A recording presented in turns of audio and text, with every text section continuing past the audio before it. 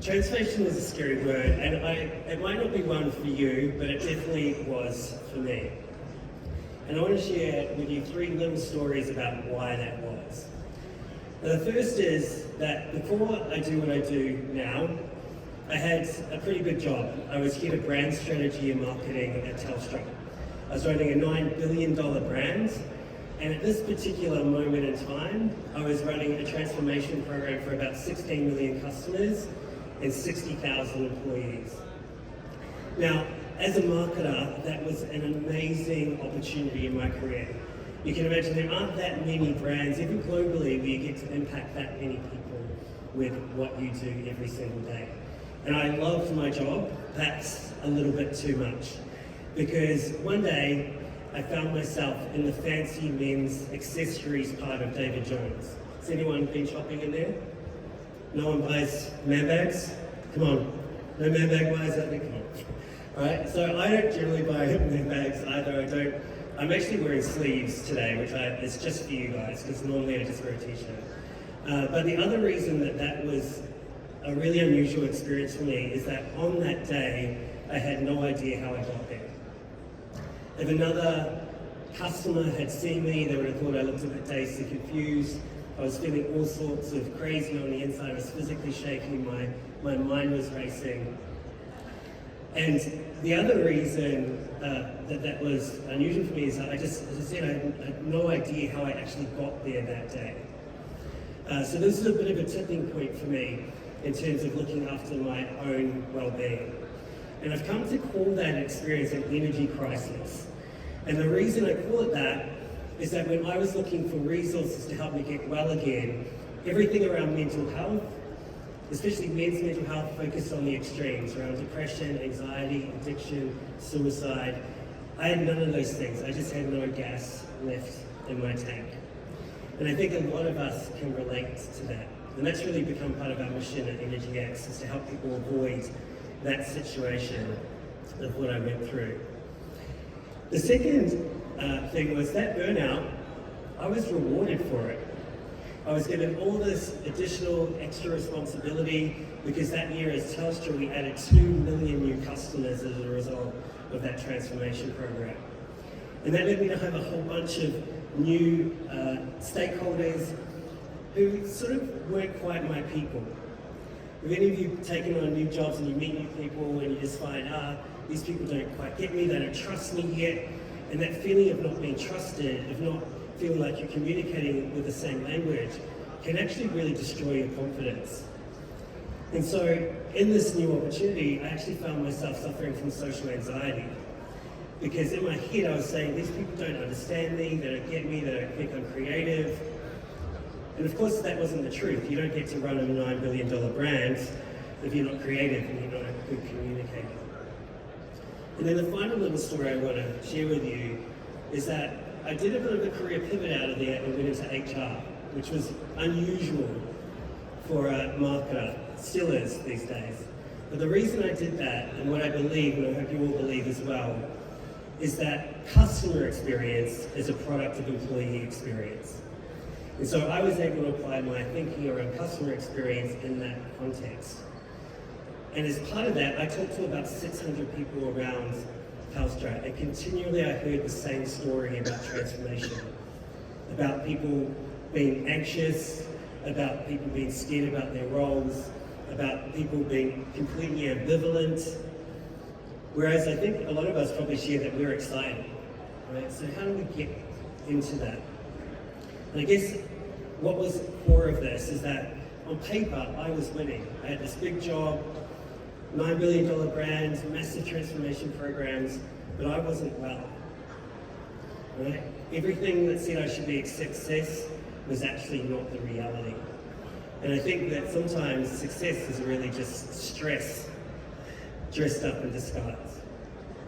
So with that in mind, what I'd love you all to do is find someone close to you, and I just want you to have a 4-minute chat on these 3 questions. All right? First question is, I'd love to know how many people are impacted by the transformation programs that you're running here today. Secondly, what does winning look like? Share that with someone. What would that feel like to you? We're going to talk a lot about how we win today. And then the third thing is, what is it that in the pursuit of winning you might lose? I've shared with you my story. Winning this big career meant that ultimately I lost my health, and I had to find my way back to that. So 4 minutes, it's 4:31, 4:35, we're going to come back. So just have a chat to the person next to you, have a share with them what your answers are to these 3 questions.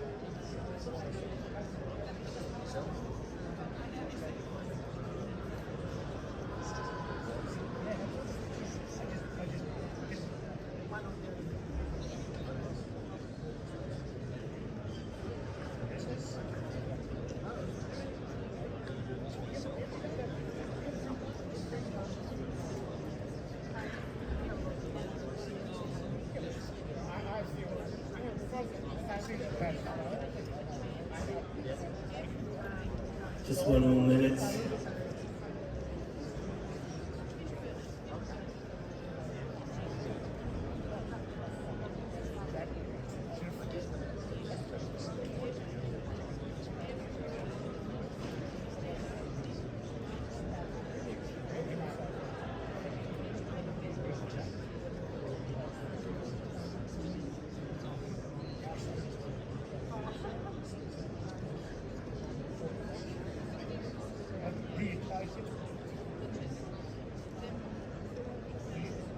Okay, hopefully you learned something about each other then. Can I just get a quick raise of hands? Let's see how many people we can impact in this room here today.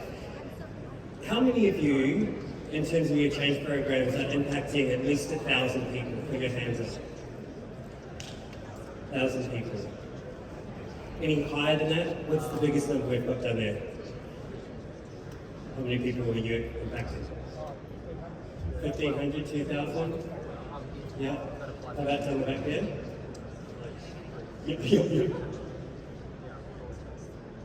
About 20,000. Wow, that's a big one, right? If we're any higher than 20,000, I feel like I'm doing an auction. 24? 24,000. Right. Already, just with 3 people, we're almost at 50,000 people. Right. And this is, I think, one of the things that is really unique about the type of roles that we all play here, is our ability to actually have a real impact on people's lives. And so, why this is important to me, as I said, is learning the hard way, right? But what that's actually led me to do is to do something pretty amazing every day, which is to coach winners, right? And I feel like that's what we all want to be able to say, right? That we've won at life in some way, that we've won at our career, that we feel successful. And as part of this, I've got to coach and support and assess about 7,500 employees at these incredible brands. That I've been invited, and we've done a collection of either one-on-one coaching, of team coaching, or of leadership coaching. And what I'd love to share with you here today is how we've changed this dynamic of being scared of things, because when we're unwell, when we're depleted, everything's going to feel a bit more scary, right? Everything's going to be a little bit harder for us to cope with. Now, what you might surprise you, when we've assessed each of these brands, right, we have an assessment that we developed that is endorsed by the University of Sydney School of Psychology. And essentially what we're able to do is identify how fit your team is. So when you think about transformation, I like to think about it like a tournament. You want to have the fittest team possible going into that tournament. But often we're not doing that. We're just shoving people in there, right, and hoping for the best. Now, this is a live example from a client that I was working with in Europe, with 12 teams across 8 countries. And when we assessed them, we found that 11% of this team were depressed, 46% were burned out, 31% were in good health, and only 12% were in very good or excellent health.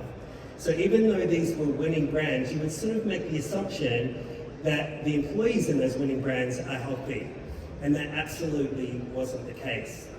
Though I will say with this brand that they are doing better than global standards, which would have 20% of us suffering from some sort of mental health issue at any one time. So they're doing a little bit better there. But I really want to focus on that area of burnout, because I think these are statistics that are very much likely to be being experienced by the people that you have an impact over. Now, through those lessons and through these conversations, I've really come up with what I call transformation truths. And I welcome you to challenge me on these, but hopefully you agree as well from what you've seen. And the first one of those is that whatever you're not changing, you're choosing. And I think that one of the things that I've always thought about when it comes to my career is that whatever you're working on professionally, there'll be some area of growth that's going on for you personally as well. Right? So whatever you're not happy about, whatever you want to achieve, this becomes a truth. Whatever you're not changing, you're choosing. The second truth, as I said, is that transformation is like a tournament. Right? The fittest team is going to win. The only difference here is the competition is usually within. Right? It will be within your organization, what other structures you've got going on. Even though it might be designed to be in competition with an outside competitor, unless you can win internally first, you're not going to win in the market. The third is, and this is from neuroscience, is that your brain is like a magnet. Do you know what for? We're hardwired this way. Your brain is like a magnet for the negative.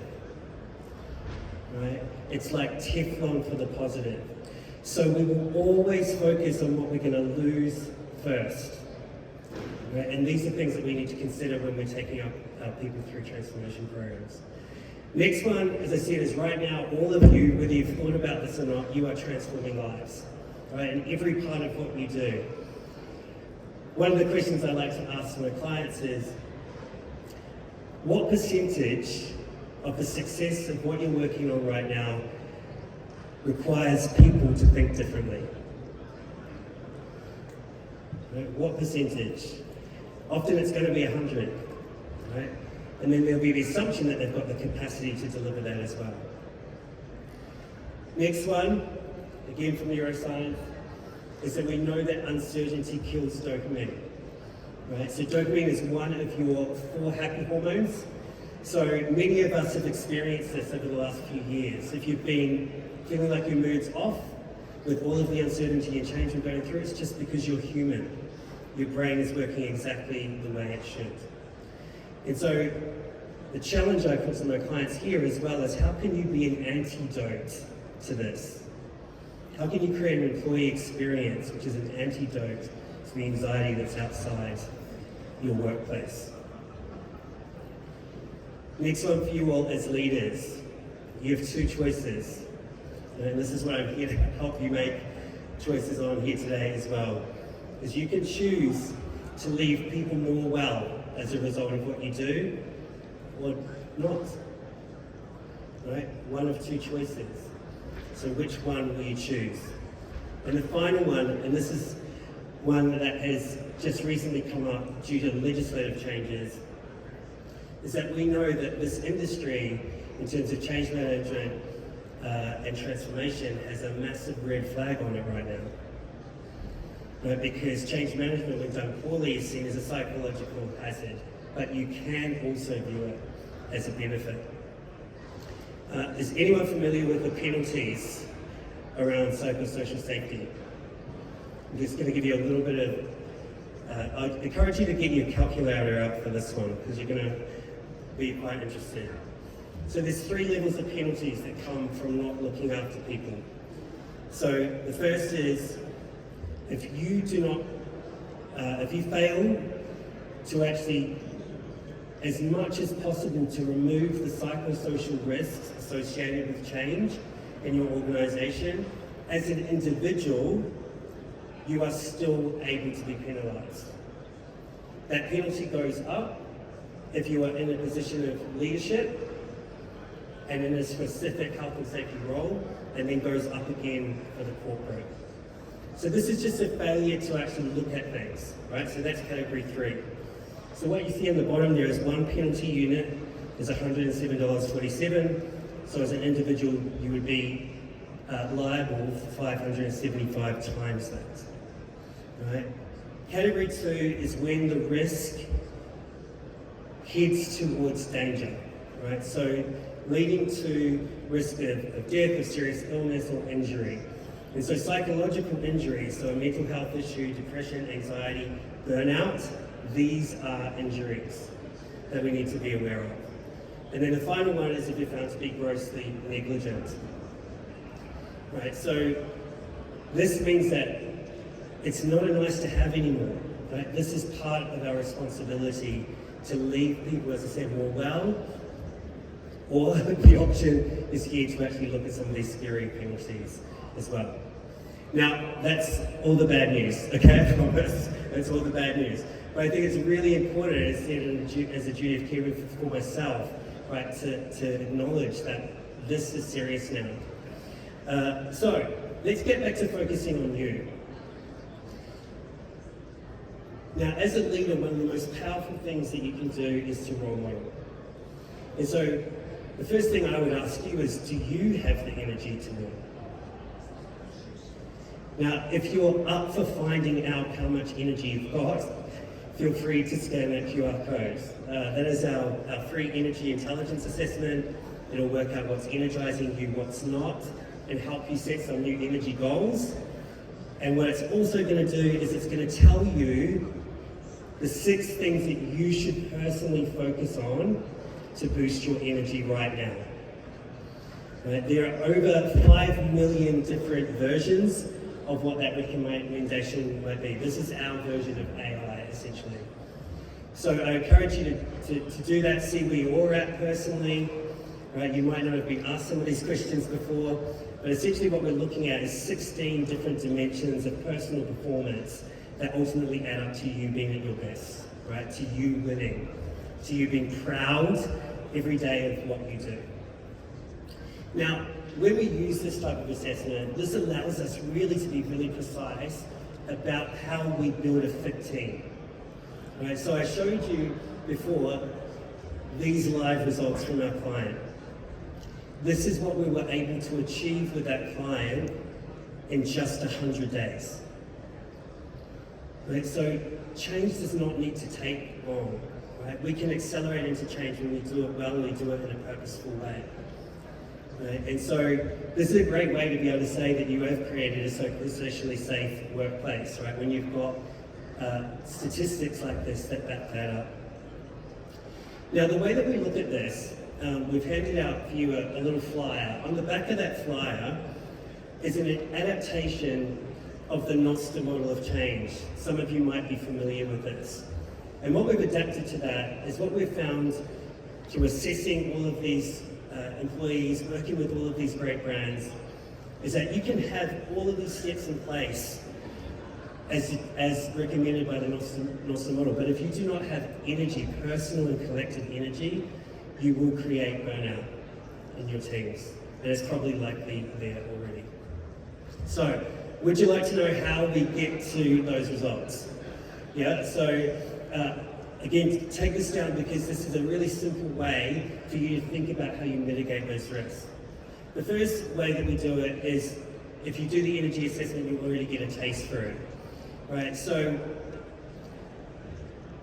one of the ways that we've looked at things is that every individual is unique.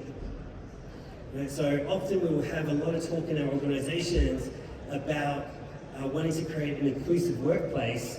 However, when it comes to well-being, we'll treat everyone the same.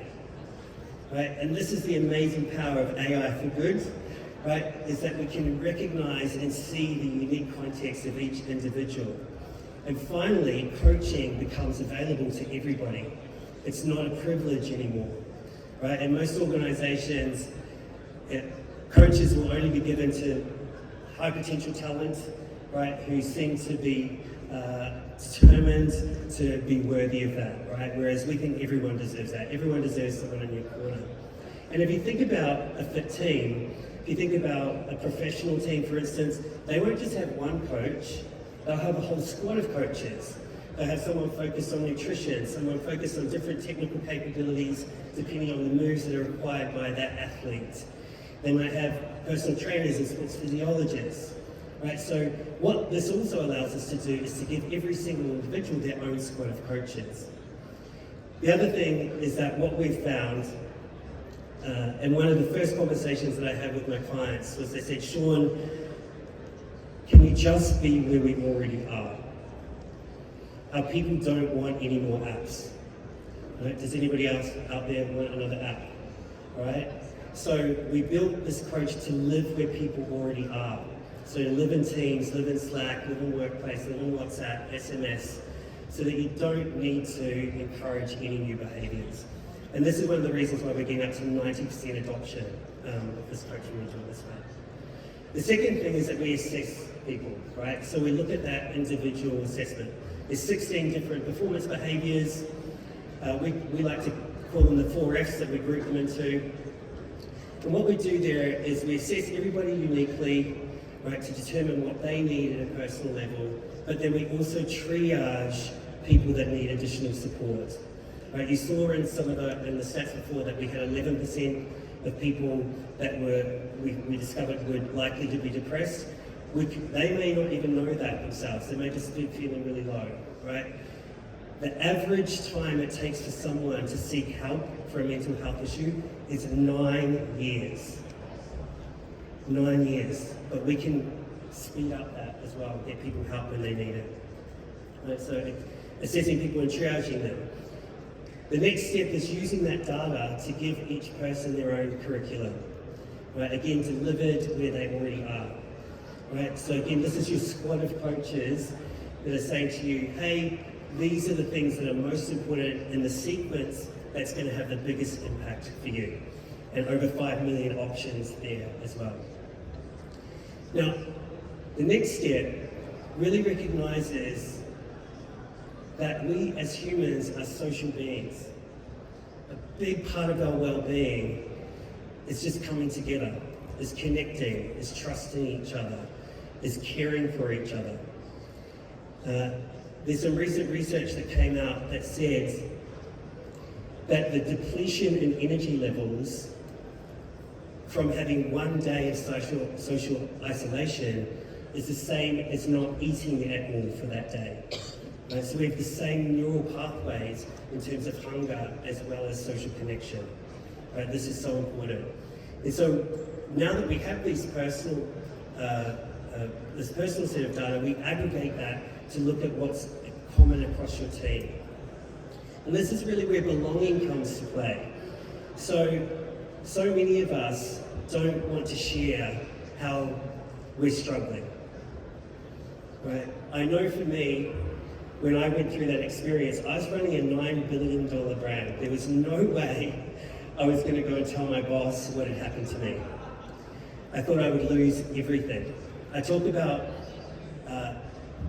talking about my mental health as my second coming out. And I could tell you that was way scarier than coming out about my sexuality. Right? I thought I would lose everything by doing that. And so knowing that other people are going through the same thing that you do is very powerful. And so bringing people together around shared needs to build collective energy, to look after each other and hold each other accountable to that is a super powerful thing and creates a social motivator as well as building that sense of psychological safety in your teams. And then, of course, the final thing we want to do is we want to measure those results and repeat. Right? To keep winning, we've got to keep doing that. You don't get fit going to the gym once. Right? We have to keep going, right? We have to keep going and maintain this. And so that's a simple way for you to think about how you design to build that collective energy into your teams, to make sure that you mitigate the risks that might prevent you from losing. So, we've had a little chat with each other already here today.